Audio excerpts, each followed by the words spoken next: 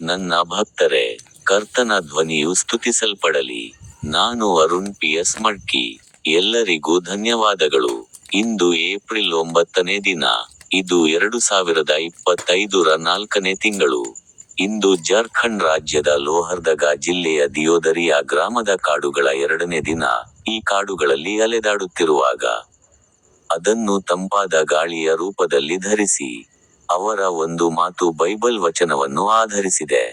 ಮೊದಲ ಥೆಸಲೋನಿಕದವರ ಸುವಾರ್ತೆ 5ನೇ ವಚನ 15 ಹೇಳುತ್ತದೆ, ಯಾರೂ ಯಾರಿಗೂ ಕೆಟ್ಟದ್ದಕ್ಕೆ ಪ್ರತಿಯಾಗಿ ಕೆಟ್ಟದ್ದನ್ನು ಮಾಡದಂತೆ ನೋಡಿಕೊಳ್ಳಿ, ಆದರೆ ಯಾವಾಗಲೂ ಒಬ್ಬರಿಗೊಬ್ಬರು ಮತ್ತು ಎಲ್ಲರಿಗೂ ಒಳ್ಳೆಯದನ್ನು ಮಾಡಿ.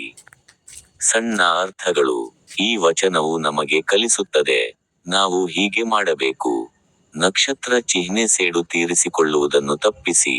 ಯಾರಾದರೂ ನಮ್ಮೊಂದಿಗೆ ಕೆಟ್ಟದಾಗಿ ವರ್ತಿಸಿದಾಗ, ನಾವು ಪ್ರತಿಯಾಗಿ ಅವರೊಂದಿಗೆ ಕೆಟ್ಟದಾಗಿ ವರ್ತಿಸಬಾರದು. ನಕ್ಷತ್ರ ಚಿಹ್ನೆ ಯಾವಾಗಲೂ ಒಳ್ಳೆಯದನ್ನು ಮಾಡಿ. ಇತರರು ನಮ್ಮನ್ನು ಹೇಗೆ ನಡೆಸಿಕೊಂಡರೂ, ನಾವು ಅವರಿಗೆ ನಿರಂತರವಾಗಿ ಒಳ್ಳೆಯದನ್ನು ಮಾಡಬೇಕು. ನಕ್ಷತ್ರ ಚಿಹ್ನೆ ಎಲ್ಲರಿಗೂ ಒಳ್ಳೆಯದನ್ನು ಮಾಡಿ.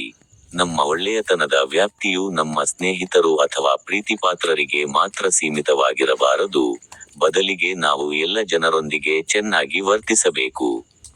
ನಿಮ್ಮೆಲ್ಲರಿಗೂ ಹೃತ್ಪೂರ್ವಕ ಶುಭಾಶಯಗಳು. ಈಗ ನನ್ನ ಯೂಟ್ಯೂಬ್ ಚಾನೆಲ್ನಲ್ಲಿರುವ ಸ್ಟಿಂಗ್ ಬಟನ್ ಅನ್ನು ಕ್ಲಿಕ್ ಮಾಡಲು ಮರೆಯಬೇಡಿ.